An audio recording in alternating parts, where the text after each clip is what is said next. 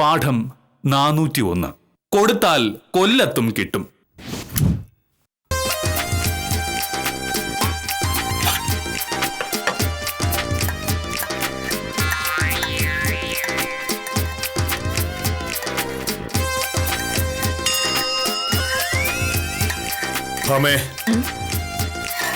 മോഹൻ ഇത്ര പെട്ടെന്ന് റെഡിയായോ?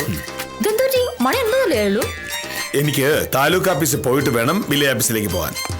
തഹസിൽദാർ അത്യാവശ്യമായിട്ട് കാണുമെന്ന് പറഞ്ഞിരിക്കുക.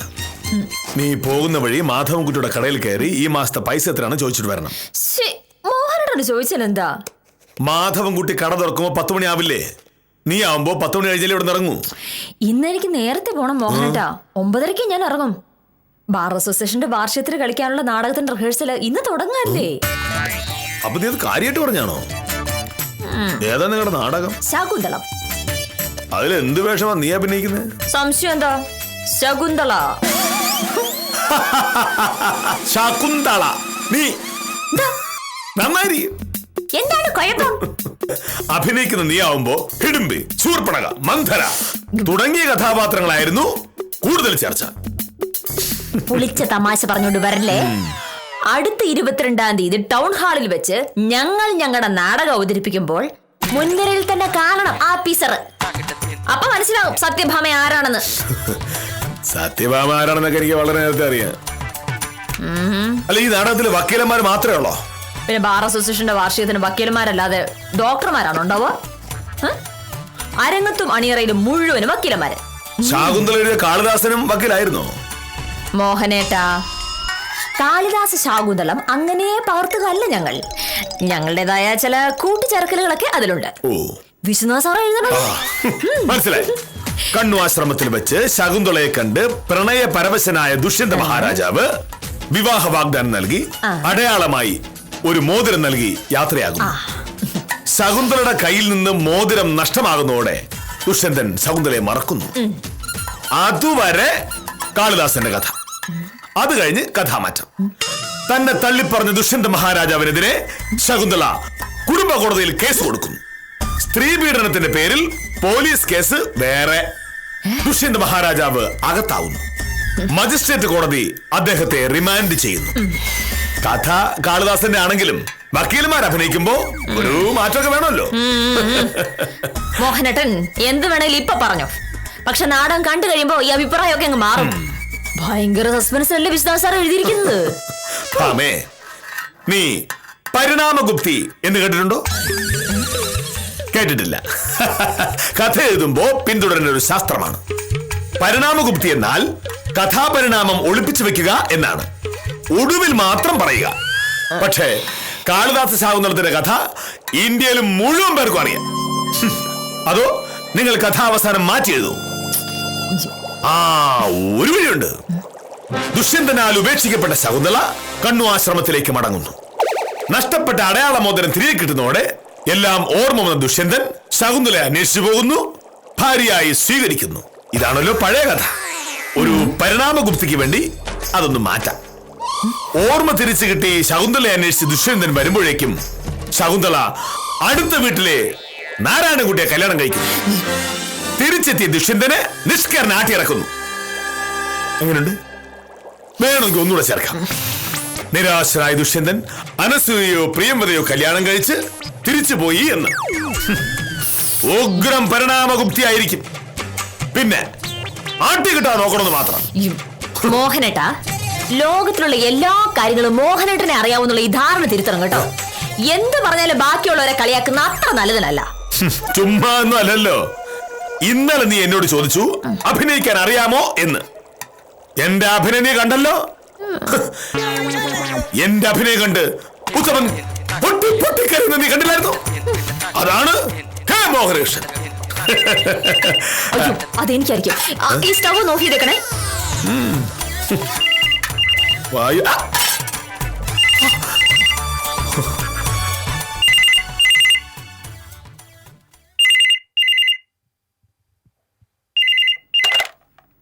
ഹലോ. സാർ വിളിക്കുന്നത് പ്രതീക്ഷിച്ചിരിക്കായിരുന്നു ഞാൻ. ഇന്ന് ഹർജി ഫയൽ ചെയ്യും. എല്ലാം ഇന്നലെ തന്നെ എഴുതി തയ്യാറാക്കിയിട്ടുണ്ട്. സാറ് പേടിക്കണ്ട. ഈ കേസ് സാറ് ജയിക്കേണ്ട. സത്യം പറഞ്ഞാൽ സാറിനെക്കാട്ടിലും എന്റെ ആവശ്യമാ. ഇതെന്റെ അഭിമാനത്തിന്റെ പ്രശ്നമല്ലേ സാർ? സർക്കാർ ഉദ്യോഗസ്ഥനാണെന്ന് കരുതി അത്രയ്ക്കും അഹങ്കാരം പാടില്ലല്ലോ. ഇത്തരം ധിക്കാരികളെ മര്യാദ പഠിപ്പിക്കുന്ന എങ്ങനെയാണെന്ന് നമുക്ക് കാണിച്ചു കൊടുക്കാം.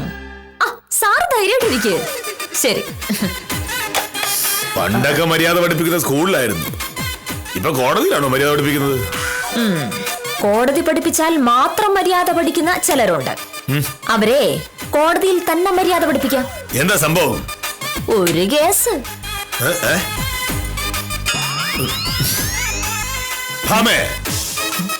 കേസാണെന്ന് മനസ്സിലായി. എന്ത് കേസാണ്? അത് കൊള്ളാലോ. ഞാനെന്തൊക്കെ തരം കേസാണ് വാദിക്കാറുള്ളത്. അതൊക്കെ ഇവിടെ നിന്ന് വിസ്തരിച്ചിട്ടുണ്ടെങ്കിൽ കേൾക്കാനുള്ള നേരോട്ടോ മോഹനേട്ടന്? അങ്ങനെ എല്ലാ കേസിന്റെയും കാര്യം എനിക്ക് അറിയണ്ട. നീ ഏതോ സർക്കാർ ഉദ്യോഗസ്ഥനെതിരെ കേസ് വാദിക്കുന്ന ഒരു കാര്യം പറഞ്ഞല്ലോ, അത് എന്താണെന്നാണ് ഞാൻ ചോദിച്ചത്. ഓ, അതോ. ഒരു സർക്കാർ ഉദ്യോഗസ്ഥൻ അയാളുടെ അടുത്ത് വളരെ ന്യായമായ ഒരു ആവശ്യവുമായിട്ട് ഒരാൾ ചെല്ലുന്നു. നിയമപ്രകാരം അത് ചെയ്തു കൊടുക്കാവുന്നതാണ്. പക്ഷേ ആ ഉദ്യോഗസ്ഥൻ അത് ചെയ്തില്ല. സ്വന്തം അധികാരം വളച്ചൊടിച്ച് അയാൾ കൊടുക്കേണ്ട സർട്ടിഫിക്കറ്റ് കൊടുക്കാതിരിക്കുന്നു. എന്ത് ചെയ്യണം? കൊടുക്കേണ്ട സർട്ടിഫിക്കറ്റ് ആണെങ്കിൽ ഒരു ദിവസത്തിനും കൊടുക്കാതിരിക്കില്ല. അതിലെന്തെങ്കിലും പ്രശ്നം കാണും? ഒരു പ്രശ്നവും ഇല്ല. ആ ഉദ്യോഗസ്ഥന്റെ അഹങ്കാരം അത്രേ ഉള്ളൂ. പൗരൻ കൊടുക്കുന്ന നികുതി പണം കൊണ്ട് ശമ്പളം വാങ്ങുന്ന ഒരു ഉദ്യോഗസ്ഥൻ പൗരന്റെ ന്യായമായ അവകാശത്തെ അംഗീകരിക്കാതെ വരുമ്പോ പിന്നെ കോടതി പോകാതെ എന്ത് ചെയ്യാനാ? ഏത് ഉദ്യോഗസ്ഥൻ എന്ത് സർട്ടിഫിക്കറ്റാ കൊടുക്കാതിരുന്നത്? അത് പറയാം ആദ്യം. അതിന്ന് വൈകുന്നേരം ആവുമ്പോഴേക്കും മോഹനേട്ടൻ അറിയൂല്ലോ. മോഹനേട്ടൻ എന്നല്ല, ഈ നാട്ടുകാർ മുഴുവൻ അറിയും. ഇപ്പൊ നിനക്ക് ആരാണെന്ന് പറഞ്ഞാലെന്താ? അങ്ങനെ പറഞ്ഞിട്ടുണ്ട്, അതിന്റെ സസ്പെൻസ് പോവില്ലേ? മോഹനേട്ടനല്ലേ കുറച്ചു മുന്നേ പറഞ്ഞത് ഒരു കഥയുടെ സസ്പെൻസ് ആണ് ഏറ്റവും വലിയ കാര്യമെന്ന്? ഇത് കഥയല്ലല്ലോ, കേസല്ലേ?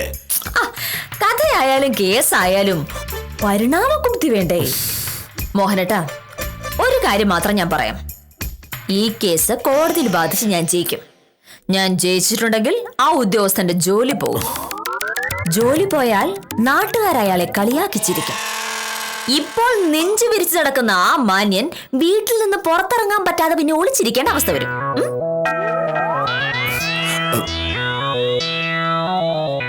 രണ്ട് കൽപ്പിച്ചാണല്ലോ. ആർക്കെതിരായിരിക്കും കേസ്?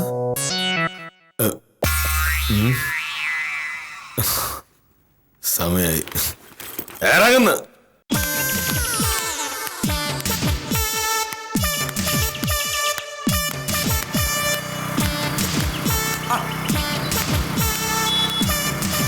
സാറേ നിന്നെ ഞാൻ സാറിനെ കാണാൻ വീട്ടിലോട്ട് വരികയായിരുന്നു. വീട്ടിൽ ചെന്നപ്പോ പറഞ്ഞു സാറ് ഇറങ്ങിയെന്ന്. എന്താണ് സാറേ പ്രശ്നം? എന്ത് പ്രശ്നം? വക്കീലിന് ഇങ്ങനെ ഒരു തീരുമാനം എടുക്ക. ഇപ്പൊ എന്താ ഉണ്ടായത്? വക്കീൽ എങ്ങനെ ഒരു തീരുമാനം എടുത്തു? അപ്പൊ സാറ് കാര്യം ഒന്നും പറഞ്ഞില്ലേ? എന്താണെന്ന് പറ. എന്റെ സാറേ, വക്കീല് ജില്ലാ കോടതിയിൽ പുതിയ കേസ് വാദിക്കുന്ന കാര്യം സാർ അറിഞ്ഞ? അറിഞ്ഞു. അതെന്താ പ്രശ്നം? കൊള്ളാം. ഭാര്യ ഭർത്താവിനെതിരെ കേസ് കൊടുത്തിട്ടും ഭർത്താവിന് ഒരു പ്രശ്നവുമില്ല. നിങ്ങൾ നല്ല ഭാര്യയും ഭർത്താവും തന്നെ. എനിക്കെതിരെ കേസ് കൊടുത്തോ? പിന്നല്ലാതെ. സാറേ, ഈ കേരള എക്സ്പോർട്സ് നടത്തുന്ന പ്രഭാകരനുമായി സാറിന് ചെറിയൊരു പ്രശ്നമുണ്ടല്ലോ. ചെറിയ പ്രശ്നമല്ല, അതൊരു വലിയ പ്രശ്നമാണ്. പ്രഭാകരൻ 60 സെന്റ് സ്ഥലം വാങ്ങി പുതിയ ഫ്ലാറ്റ് ഉണ്ടാക്കാൻ ശ്രമിക്കുകയായിരുന്നു. സ്ഥലം വാങ്ങിയിട്ട് കുറെ കാലമായി. പോക്കുവരവ് നടന്നു, കരവും അടച്ചു. കെട്ടിടം പണിയാൻ പെർമിഷന് വേണ്ടി പഞ്ചായത്ത് ഓഫീസിൽ ചെന്നപ്പോ അവർ കൈവശാവകാശ സർട്ടിഫിക്കറ്റ് ചോദിച്ചു. പ്രഭാകരൻ വില്ലേജ് ഓഫീസർക്ക് അപേക്ഷ തന്നു. ഞാൻ ആ സ്ഥലം നേരിട്ട് പോയി കണ്ട് പരിശോധിച്ചപ്പോഴാണ് അറിയുന്നത് ആധാരത്തിലുള്ള 60 സെന്റിൽ 7 സെന്റ് സർക്കാർ പുറമ്പോക്കാണെന്ന് മനസ്സിലായത്. കൈവശാവകാശ സർട്ടിഫിക്കറ്റ് കൊടുക്കാൻ പറ്റില്ല എന്ന് ഞാൻ പറഞ്ഞു. അതുകൊണ്ട് തന്നെ പ്രഭാകരന് ഇതുവരെ പെർമിഷൻ കിട്ടിയിട്ടില്ല. അത് തന്നെയാണ് പ്രശ്നം. സാറേ, ഈ പ്രഭാകര സാറ് വിചാരിക്കുന്ന പോലെ ചെറിയ പുള്ളിയൊന്നും അല്ല. സർക്കാരിലും മന്ത്രിമാരുടെ ഇടയിലും ഒക്കെ ഭയങ്കര സ്വാധീനമുള്ള ആളാണ്. സാറിനെ പോലുള്ള ഒരു വില്ലേജ് ഓഫീസർ വിചാരിച്ച പ്രഭാകരനെ എന്ത് ചെയ്യാൻ പറ്റുമെന്നാണ്? ഉത്തമ, ഈ പ്രഭാകരൻ ഉത്തമൻ പറഞ്ഞ പോലെ വലിയ സ്വാധീനമുള്ള ആളായിരിക്കും. അയാൾ സാക്ഷാൽ റവന്യൂ മന്ത്രിയോട് കാര്യം പറയുകയും ചെയ്തു. മന്ത്രി പറഞ്ഞതനുസരിച്ച് കളക്ടർ തഹസിൽദാരോട് കാര്യം അന്വേഷിക്കുകയും ചെയ്തു. തഹസിൽദാർ എന്നെ വിളിച്ചിരുന്നു. പക്ഷേ കാര്യങ്ങൾ അക്കമിട്ട് നിർത്തി പ്രഭാകരന്റെ കയ്യിലിരിക്കുന്നത് സർക്കാർ പുറമ്പോക്കാണെന്ന് ഞാൻ സ്ഥാപിച്ചതോടെ തഹസിൽദാർ എന്ത് ചെയ്തു? കേസ് വിട്ടു. തഹസീൽദാർ കേസ് വിട്ട് കാണും. പക്ഷേ വക്കീല് കേസ് ഏക്കുകയാണ് ചെയ്തത്. പ്രഭാകര സാർ ഇന്നലെ വക്കീലിനെ പോയി കണ്ട് സാറിനെതിരെ കേസ് കൊടുക്കാൻ പറ്റുമോ എന്ന് ചോദിച്ചു. വക്കീലത് ഏറ്റു. ഭാമയോ? പിന്നല്ലാതെ വക്കീല് കേസ് ഏറ്റു സാറേ. ഇന്ന് കേസ് ഫയൽ ചെയ്യുകയും ചെയ്യും. പൗരൻ കൊടുക്കുന്ന നികുതി പണം കൊണ്ട് ശമ്പളം വാങ്ങുന്ന ഒരു ഉദ്യോഗസ്ഥൻ പൗരന്റെ ന്യായമായ അവകാശത്തെ അംഗീകരിക്കാതെ വരുമ്പോ പിന്നെ കോടതി പോകാതെ എന്ത് ചെയ്യാനാ? ഏത് ഉദ്യോഗസ്ഥൻ എന്ത് സർട്ടിഫിക്കറ്റാ കൊടുക്കാതിരുന്നത്? അത് പറയാം ആദ്യം. അതിന്ന് വൈകുന്നേരം ആവുമ്പോഴേക്കും മോഹനേട്ടൻ അറിയുമല്ലോ. മോഹനേട്ടൻ എന്നല്ല, ഈ നാട്ടുകാർ മുഴുവൻ അറിയും. എന്നാലും സാറേ, പ്രഭാകരന്റെ ബുദ്ധിയാണ് സമ്മതിക്കേണ്ടത്. നാട്ടിൽ വേറെ എത്ര വക്കീലന്മാരുണ്ട്? കൃത്യമായി സാറിന്റെ ഭാര്യയെ തന്നെ കേസേൽപ്പിച്ചത് വെറുതെ അല്ല, സാറിനെ നാണം കെടുത്തുക എന്നുള്ള ഒരൊറ്റ ഉദ്ദേശത്തിലാ. പ്രഭാകരൻ അത് ചെയ്തതിൽ കുറ്റം പറയേണ്ട സ്വാഭാവികം. പക്ഷേ വക്കീല് ചെയ്യുമെന്ന് ഞാൻ സ്വപ്നത്തിൽ പോലും വിചാരിച്ചില്ല. ഫീസ് കിട്ടുമെന്ന് കരുതി സ്വന്തം ഭർത്താവിനെതിരെയുള്ള കേസൊക്കെ കേൾക്കുമെന്ന് വെച്ചാ വക്കീൽ ഈ കേസ് വാദിക്കുകയും ചെയ്യും, ജയിക്കുകയും ചെയ്താ സാറിന്റെ മാനം പോകൂലേ? അത് മാത്രോ, കൃത്യവിലോപത്തിന്റെ പേരിൽ സാറിന് ഒരു സസ്പെൻഷൻ കിട്ടിയാലത്തെ അവസ്ഥ ഒന്ന് ആലോചിച്ച് നോക്ക്. സാറ് വീട്ടിലിരിക്കും, പിന്നെ വക്കീല് സമ്പാദിച്ചു കൊണ്ടുവരുന്ന കാശ് കൊണ്ട് ചെലവ് കഴിക്കേണ്ടിയും വരും. വാദിക്കുന്നത് വക്കീലായതുകൊണ്ട് ജയിക്കും എന്നുള്ള കാര്യം ഉറപ്പാണ്. സാർ എത്ര താഴ്ത്തി കെട്ടിയാലും സാറിന്റെ ഭാര്യ നാട്ടിൽ എണ്ണം പറഞ്ഞൊരു വക്കീലാണ്. അത് സാറ് മറക്കല്ലേ. ഞാൻ പറയാനുള്ള പറഞ്ഞു.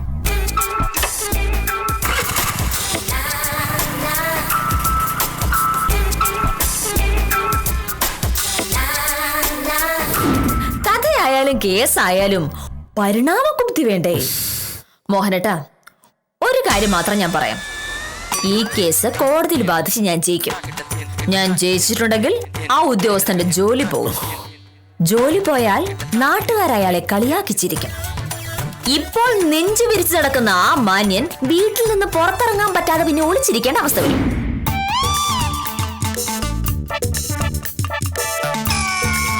അപ്പൊ അതായിരുന്നു രാവിലത്തെ അവളുടെ അഹങ്കാരത്തിന്റെ കാരണം. കൊത്തി കൊത്തി മുറത്ത് കയറി കൊത്തുന്നു. അഹങ്കാരി.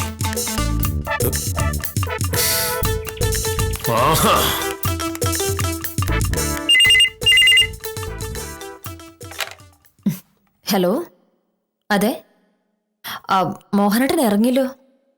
ഇന്ന് താലൂക്ക് ഓഫീസിൽ പോകേണ്ട എന്തോ കാര്യമുണ്ടെന്നാ പറഞ്ഞത്. 11 മണിയാകുമ്പോഴേക്കും വില്ലേജ് ഓഫീസിലെത്തും. വിളിച്ചാ മതി. ശരി. മോഹനേട്ടാ പോയില്ലേ? അയ്യോ, ഒരാള് വിളിച്ചിരുന്നു. മോഹനയുടെ താലൂക്ക് ഓഫീസിൽ പോയി ഞാൻ പറയുകയും ചെയ്തു. എന്താ പോയത്?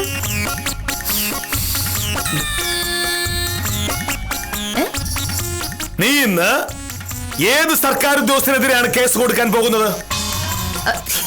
അതാണോ കാര്യം? ഞാൻ പറഞ്ഞില്ലേ മോഹനേട്ടാ, അതൊരു സസ്പെൻസാ. വൈകിട്ട് ഞാൻ പറയാം. നീ പറയാതെ ഞാൻ അറിഞ്ഞു. എന്താ നിന്റെ ഉദ്ദേശം? ഉദ്ദേശം എന്താ? ചട്ടപ്രകാരം ചെയ്യേണ്ട കാര്യങ്ങൾ ഒരു സർക്കാർ ഉദ്യോഗസ്ഥൻ ചെയ്യാതിരിക്കുമ്പോൾ അയാൾക്കെതിരെ കോടതിയിൽ പോകുന്നു. പോയിട്ടെന്താ? കേസ് ബാധിക്കുന്നു, ജയിക്കുന്നു, എന്റെ കക്ഷിയുടെ കാര്യം സാധിക്കുന്നു. കൃത്യവിലോപം കാണിച്ച ഉദ്യോഗസ്ഥനെതിരെ നടപടി ഉണ്ടാവുന്നു.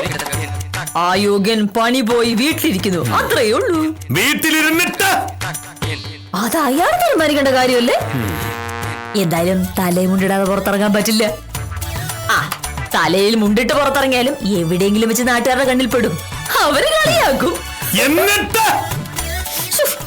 ഇതൊക്കെ എന്നോട് ചോദിച്ചാൽ ഞാൻ എങ്ങനെ മറുപടി പറയാനാ? വീട്ടിലിരുന്ന് 3 നേരം ഭക്ഷണം കഴിച്ചിട്ട് ഇനിയുള്ള കാലവും കഴിച്ചു കൂട്ടാ.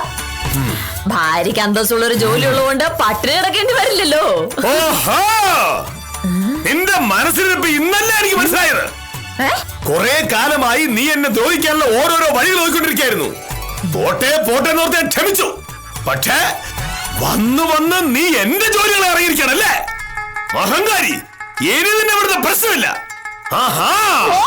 ജോലിയോ? വേണ്ട, കാര്യങ്ങളെല്ലാം അറിഞ്ഞിട്ട് ഞാൻ വന്നിരിക്കുന്നത്. രാവിലെ ഒരു സർക്കാർ ഉദ്യോഗസ്ഥനെ മര്യാദ പഠിപ്പിക്കുന്നു നീ ഫോണിൽ പറഞ്ഞപ്പോഴേ ഞാൻ ശ്രദ്ധിക്കേണ്ടതായിരുന്നു. വേറെ എന്ത് ചെയ്താലും നീ ഇങ്ങനെ അക്രമം കാണിക്കുമെന്ന് ഞാൻ വിചാരിച്ചതേ ഇല്ല. എടീ, നിനക്ക് ഈ പ്രഭാകരന്റെ സ്വഭാവം അറിയാമോ?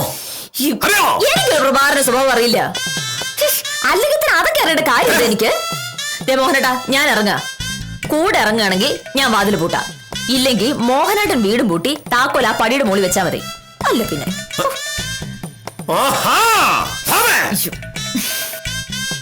ഞാൻ പറഞ്ഞ കാര്യത്തിന് ഒരു തീരുമാനം ഉണ്ടാക്കിയിട്ട് നീ പോയാ മതി. ഒരു വീട്ടിൽ കഴിയുന്ന രണ്ടുപേർ പുറത്തിറങ്ങിയ പരസ്പരം പാര വയ്ക്കുകയാണെങ്കിൽ പിന്നെ എന്ത് വിശ്വസിച്ച് ജീവിക്കും?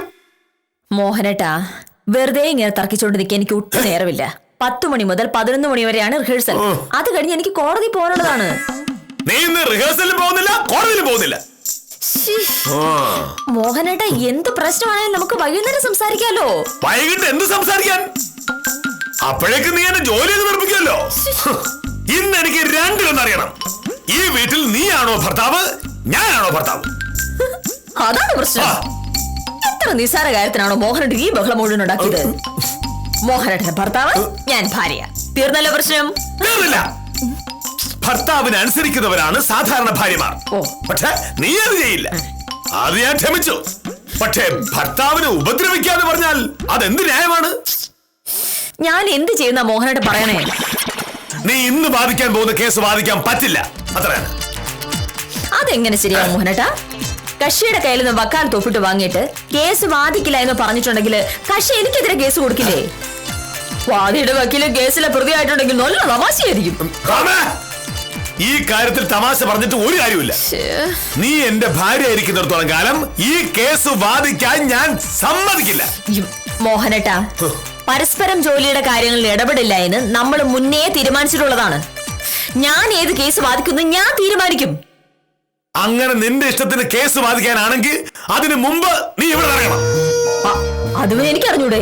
ഇവിടെ ഇറങ്ങിയല്ലേ കോടതിയിൽ എത്താൻ പറ്റൂ. എത്ര മുന്തിയ വക്കീലാണെങ്കിലും വീട്ടിലിരുന്ന് കേസ് വാദിക്കാൻ പറ്റില്ലല്ലോ. അതല്ല പറഞ്ഞത്. പിന്നെ എന്റെ ഭാര്യയായിരുന്നു കൊണ്ട് ഈ കേസ് വാദിക്കാൻ പറ്റില്ല, പറ്റില്ല, പറ്റില്ല. ഇനി നിനക്ക് ഈ കേസ് വാദിച്ചാൽ പറ്റുന്നുണ്ടെങ്കിൽ നമുക്ക് ഇപ്പൊ ഇവിടെ വെച്ച് പിരിയാം. കാര്യങ്ങളപ്പോ അവിടം വരെ എത്തിയോ? മോഹനേട്ടാ, എന്റെ ജോലിക്കാര്യങ്ങൾ ഇടപെട്ട് വെറുതെ വഴക്കുണ്ടാക്കാൻ നിൽക്കരുത്. സംസാരം വേണ്ട. നീ ഈ കേസ് വാദിച്ചാൽ ഇന്നു മുതൽ നീ കെ മോഹനേഷിന്റെ ഭാര്യയല്ല. അത് എന്റെ തീരുമാനമാണ്. ഞാൻ കഷ്ടപ്പെട്ട് നിയമം പഠിച്ച് LLB പാസ്സായത് എനിക്കിഷ്ടമുള്ള കേസ് വാദിക്കാനാണ്. മോഹനേട്ടനെ കല്യാണം കഴിച്ചതിന്റെ പേരിൽ അത് മാറ്റിവെക്കാൻ പറ്റില്ല. ഞാൻ വേണോ കേസ് വേണോ? എനിക്ക് രണ്ടും വേണം. എന്തെങ്കിലും ഒന്നേ നടക്കൂ.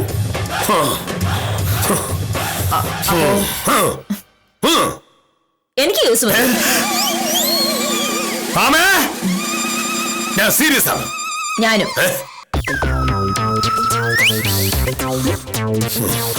നീ ഇത് അനുഭവിക്കും. ഭർത്താവിന് വട്ടാണെങ്കിൽ ഭാര്യ അനുഭവിച്ചല്ലേ പറ്റൂ. ഞാൻ അനുഭവിച്ചോളാം. ഓഹോ,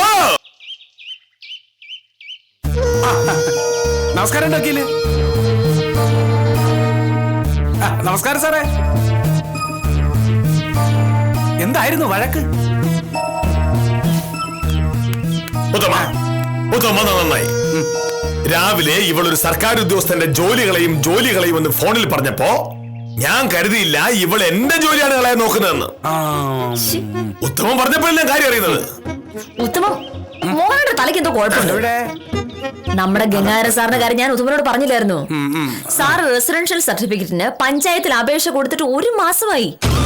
ഓരോ ദിവസവും ഓരോ ന്യായം പറഞ്ഞ് സെക്രട്ടറി ഗംഗാധര സാറിനെ തിരിച്ചയക്കും. പഞ്ചായത്ത് പ്രസിഡന്റ് പരാതി പറഞ്ഞപ്പോൾ അങ്ങേര് കൈമലർത്തി. ഗംഗാധര സാർ എന്നോട് ഇക്കാര്യം പറഞ്ഞപ്പോ ഞാൻ പറഞ്ഞു, ആ സെക്രട്ടറിയെ മര്യാദ പഠിപ്പിക്കണം, കേസ് ഞാൻ ഫ്രീ ആയി വാദിച്ചു തരാമെന്ന്. അത്രയേ ഉള്ളൂ കാര്യം. ആ കേസും ഈ കേസോട് കൂട്ടിക്കുഴയ്ക്കുന്നത് എന്തിനാണെന്നാണ് എനിക്ക് മനസ്സിലാവാത്തത്. എന്തിനാണെന്ന്? ഗംഗാധര സാറിന്റെ കേസോ? ആ, അപ്പൊ പറഞ്ഞത് സാറേ, ഇന്നലെ സാറും വക്കീലും കൂടെ ഗൂഢാലോചന നടത്തി എന്നെ വിളിച്ചു വരുത്തി ഇവിടെ ഒരു നാടകം അഭിനയിച്ചത് ഓർമ്മയുണ്ടോ?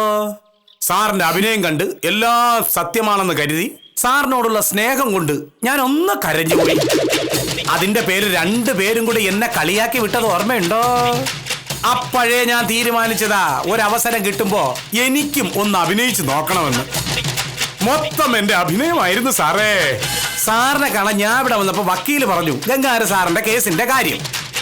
സാറിനോട് ആർക്കെതിരെയാണ് കേസെന്ന് പറഞ്ഞില്ല എന്നും വൈകിട്ട് കാര്യം അറിയുമ്പോൾ സാറിന് ഭയങ്കര സന്തോഷമായിരിക്കുമെന്ന് വക്കീല് പറഞ്ഞപ്പോഴാണ് എനിക്ക് അതിനകത്ത് ഒളിഞ്ഞു കിടക്കുന്ന ഒരു ഐഡിയ കിട്ടിയത്.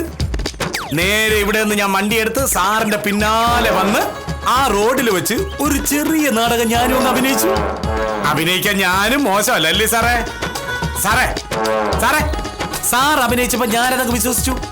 എനിക്ക് മനസാക്ഷി ഉള്ളതുകൊണ്ട് എന്റെ കണ്ണൊന്ന് നിറഞ്ഞുപോയി. പക്ഷേ ഞാനൊന്ന് അഭിനയിച്ചപ്പോഴോ ഇന്ന് വരെ അടയും ചക്കരയും പോലെ ഇരുന്ന വക്കീല് സാറ് തമ്മിൽ തല്ലി. ഇപ്പൊ ഞാൻ ഇവിടെ കൃത്യസമയത്ത് വന്നില്ലായിരുന്നെങ്കിൽ ഇത് ഡൈവേഴ്സിൽ കലാശിച്ചേനെ. അപ്പൊ വരട്ടെ, ഞാനെന്നാ പോട്ടെ സാറേ. അടുത്ത നാടകം പ്ലാൻ ചെയ്തിട്ട് വിളിക്കണം കേട്ടാ. ഞാൻ വരാം. ഒന്നൊന്നും മാറിക്കേ സാറേ. ഒന്ന് പോട്ടാ.